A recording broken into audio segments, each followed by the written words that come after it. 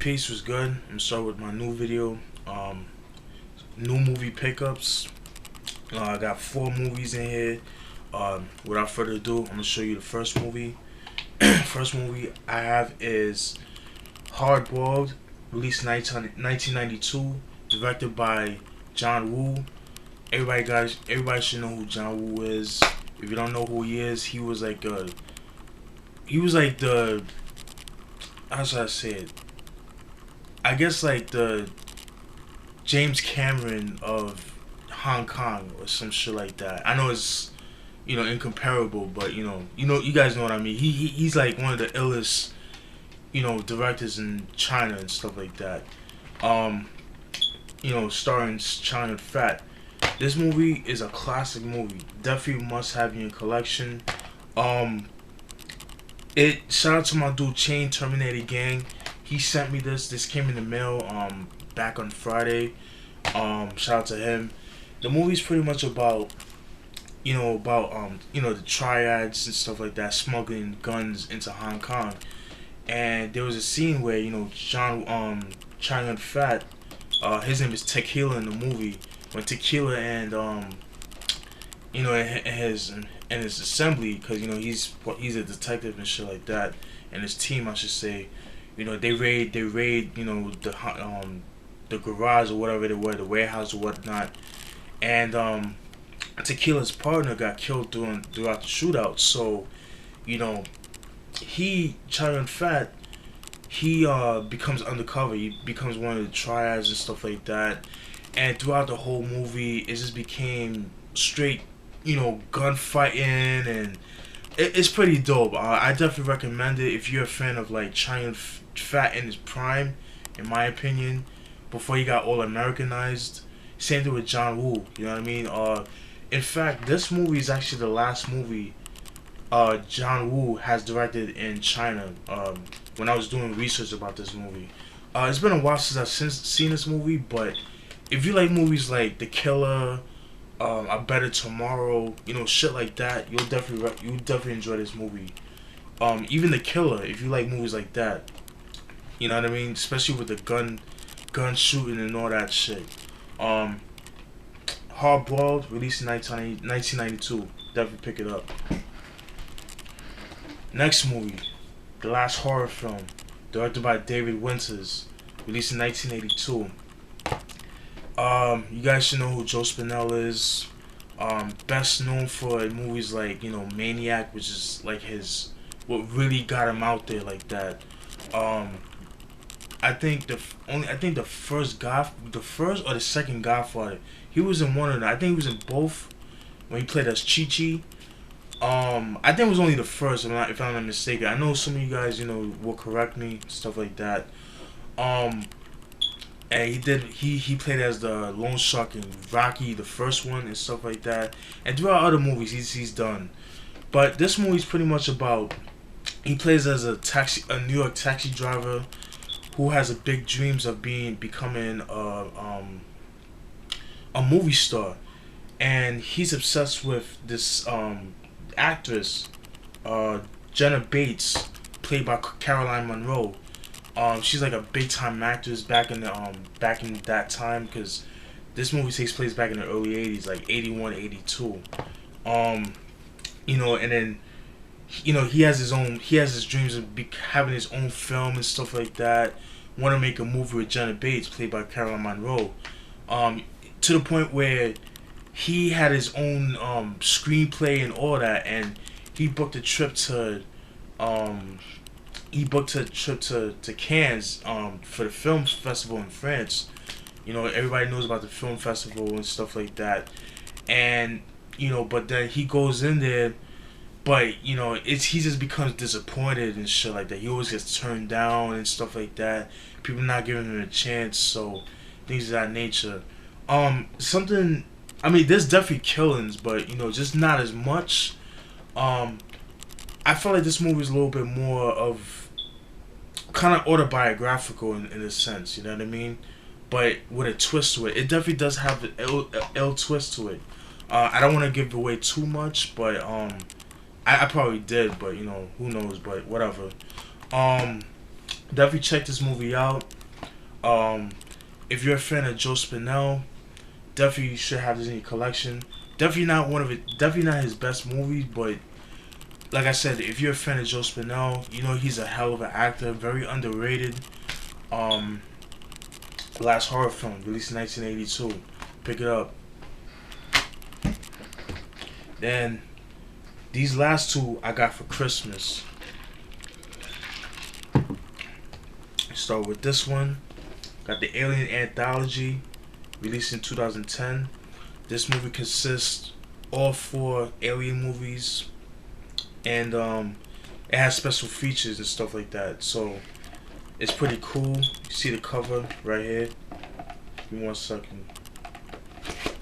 See the cover, pretty dope. See the back. This is the Blu-ray version anyway. By the way, you know what I mean.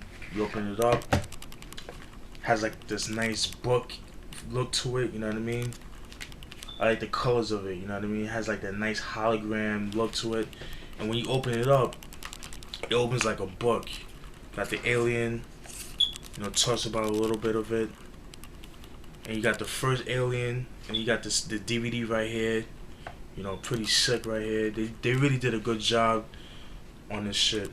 You open it up, you see like the scenes and stuff like that. You open it up, you got Aliens. The second one that came out in 1986. First one came out in 1979. Pretty dope, man. They really did their thing on this. As you can see, Ridley right here. You know, being confronted and stuff like that. Alien 3, released in 1992. A lot of people hated this movie.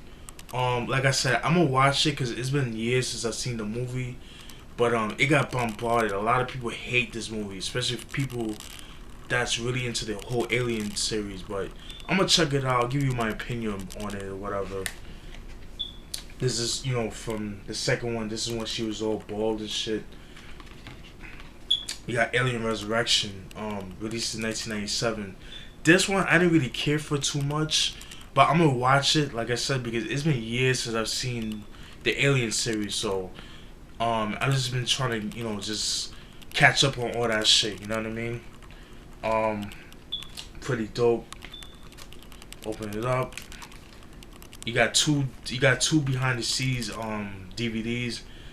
The making the anthology, the Alien Anthology, pretty much making this whole book, making this whole, you know, DVD series. The anthology, the Alien Anthology archives, pretty dope. As you can see here, you got the booklet right here. It's pretty dope. You know what I mean? Definitely recommend it if you're into the Alien series and stuff like that. I mean, on Blu-ray, you can't get any better. This is Alien Anthology, released in 2010. Definitely recommend getting this shit. Then, last but not least, is A Nightmare on Elm Street, the 5-disc collection, on Blu-ray. This is actually only a Best Buy exclusive, so you can only get this shit on at Best Buy. Pretty dope. I have yet to watch it, but I've seen all the movies anyways. So, you know, it has like all 7 movies of, you know, Nightmare on Elm Street, excluding that bullshit. The one that came out, the remake that came out back in 2010. Hated that movie. That shit was a piece of shit, to say the least. The first disc, you know, comes with the first movie. Has a lot of behind the scenes, pretty dope. Definitely one of the best ones in the whole series. This too is Freddy's Revenge, that came out in 1985. Very slept on in my opinion. A lot of people didn't really like part 2 for some reason. But I thought it was dope. Has like 4 featurettes. Thought that was pretty dope. This too also contains Nightmare on Elm Street Part 3, Dream Warriors. Very dope. That's the one with Lawrence Fishburne, if I'm not mistaken. I think that was the one where they was in a mental institution, if I'm not mistaken. And, you know, it talks about how Freddy was born and stuff like that. I thought that was pretty interesting. This 3 Nightmare on Elm Street 4, Part 4, The Dream Master, pretty dope. I like that movie a lot. But what I've noticed with Part 4 was that, Part 4 was kind of, you could kind of tell that Freddy at that time was getting a little bit more comedic in a sense, but it wasn't like overbearing, if you know what I mean. It wasn't like overwhelming. Like they didn't really go overboard with it. You know what I mean? Um, Nightmare on Elm Street 5, The Dream Child, was, in my opinion, the beginning of the demise of the Freddy series. You know what I mean? Because I kind of feel like Part 5 was kind of, it was okay, but it wasn't the best. It kind of, it wasn't as scary as the first three, in my opinion, or at least the first two. Um, Part 5 kind of felt more like a comedic, felt like a horror comedy, if you will. You know what I mean? Just he just spent too much time joking. You know what I mean? I didn't really care for that one too much. Freddy's Dead, The Final Nightmare, released in 1991. That one I hated too. I didn't really care for that either. That was garbage. Um, and Wes Craven's Nightmare, released in 1994. I'm not gonna lie. When I seen that movie back in 94, 95, when I was like 7 or 8, that movie scared the shit out of me. But watching it now, it's not bad, but it's not the best. And that's 4. It has a lot of featurettes and stuff like that. This 5, um, it contains over 3 hours of special features, including retrospective Fear himself, the life and crimes of Freddy Krueger. Pretty dope.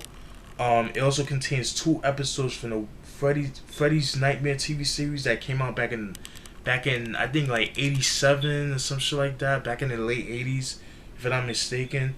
I have yet to watch that. I didn't even know about it until I forgot who I've heard it from, but I believe they're out on DVD. They're out of print, but I think you can get it on Amazon for a cheap price. I definitely want to check those out. Um, yeah. The episodes are It's a Miserable Life, and Killer Instinct. Welcome to Primetime Featurette Gallery. Conclusion Featurette Gallery. Definitely recommend checking this shit out. Definitely on Blu-ray. I have the Nightmare collection that came out back in 1999, but I'm about to get rid of that shit. Because it was like a waste of money. I got that on my birthday back in the day and stuff like that. But that's it, man. I hope you enjoyed that video. You know what I mean? Stay tuned for more videos. Peace.